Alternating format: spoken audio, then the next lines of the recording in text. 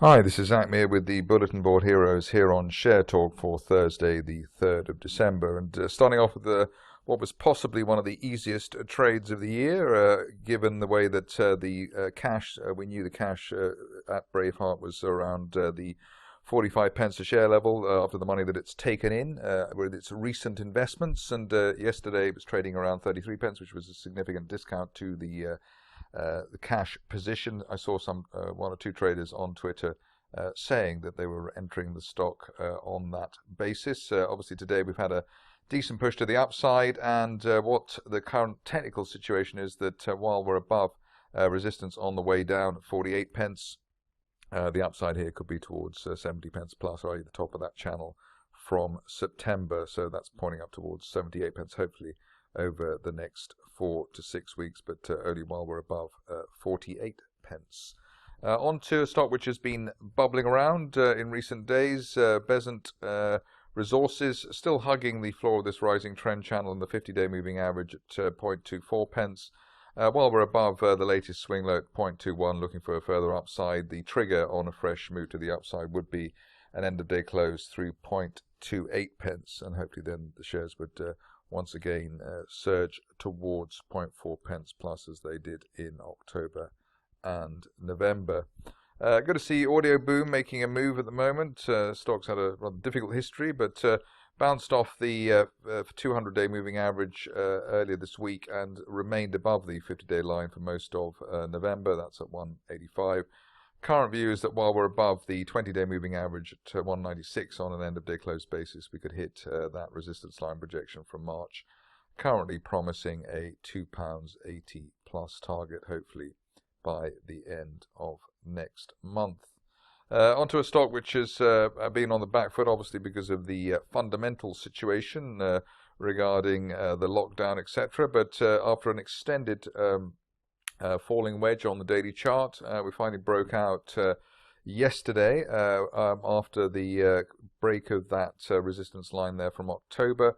That line running around the 0.9 pence level, and while we're above that on an end of day close basis, looking towards I suppose resistance on the way down, which was towards the 1.25 pence zone.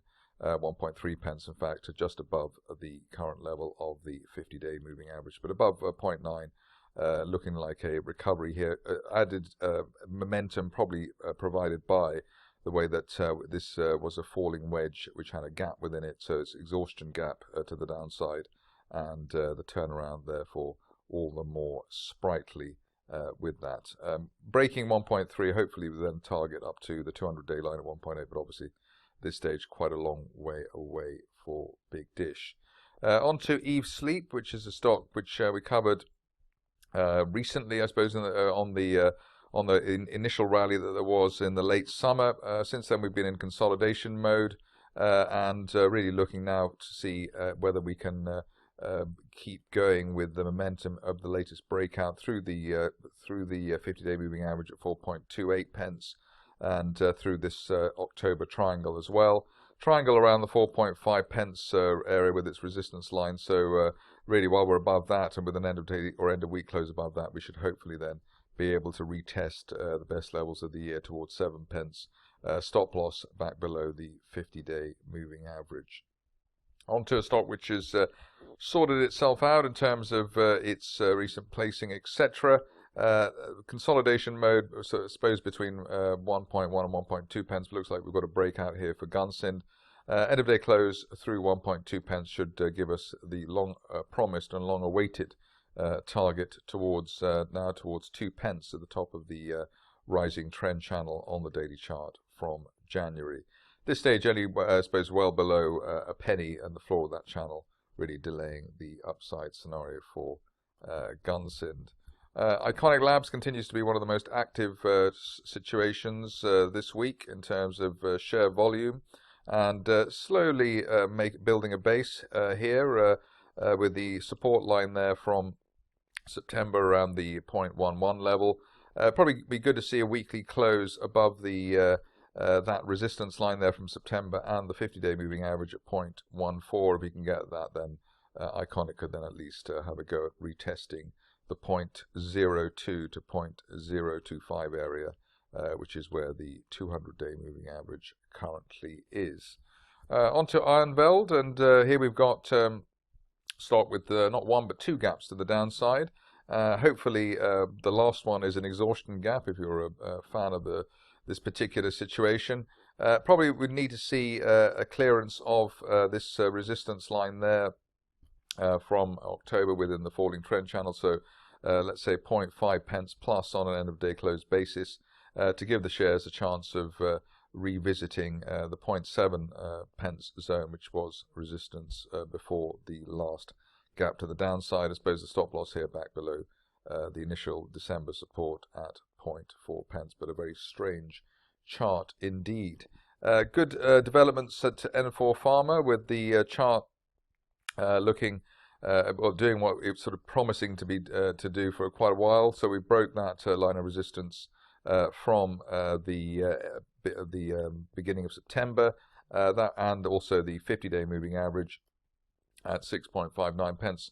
While we're above that, looking for the shares to retest resistance on the way down around 12 pence.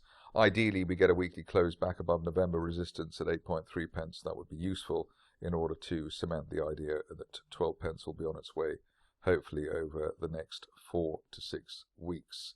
On to stock which is not quite in the same sort of sparky mode as N4 Pharma, but having a go anyway. We've broken that line of resistance on the NTOG or Nostra Terra daily chart there, and the 50-day moving average at 0.38. While we're above that, looking for a retest of last month's resistance around 0.53, hopefully over the course of December.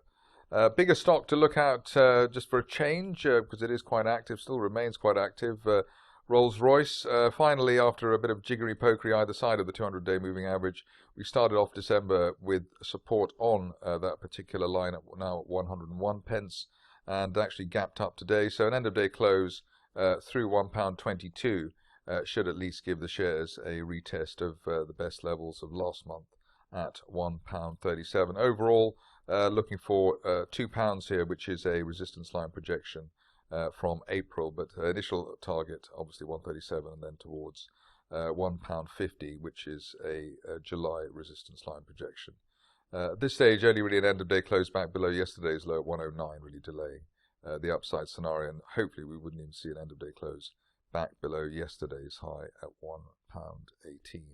Just a couple to go now. Tekcapital, resisted looking at it because it tends to fall back every time you do look at it on a bullish perspective. But here we've broken above the November peak at 12.5 pence, and while we're above that, and now that we're breaking September resistance, we should, or could, let's say, retest the best levels of the year seen in April at 24 pence as soon as the end of next month, and hopefully even by the end of this month. But above 12.5 pence, looking for 20 pence plus on Tekcapital. So finally taking off there. Finishing off with Zanaga. Here we've got a nice little breakout here above the 200-day moving average.